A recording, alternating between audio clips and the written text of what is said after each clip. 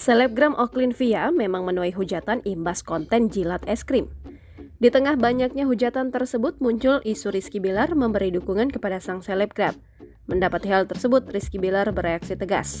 Ya, dituding memberikan pesan semangat untuk selebgram Oklin Via, Rizky Bilar murka. Diketahui buntut video konten makan es krim Oklin Via yang tuai hujatan, akun sang selebgram pun hilang.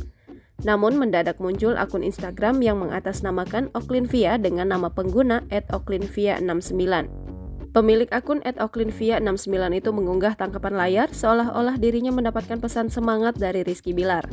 Akun tersebut juga mengatakan ucapan terima kasih atas support yang diberikan oleh Rizky Bilar.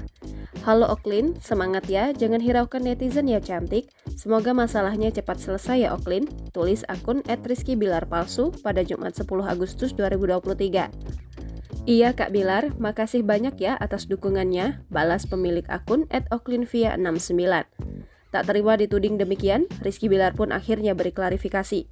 Lewat instastory @rizkybilar, ayah satu anak itu berikan pesan ultimatum kepada oknum tersebut. Pria berusia 28 tahun itu tak peduli meski akun tersebut palsu. Ia akan tetap memproses hal tersebut ke ranah hukum.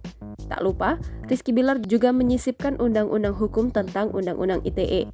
Tak berhenti sampai di situ, pria kelahiran 1995 ini juga seolah memberikan sindiran kepada sang selebgram.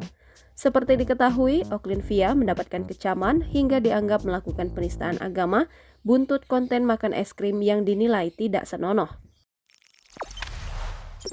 Jangan lupa subscribe, share, komen, dan like ya!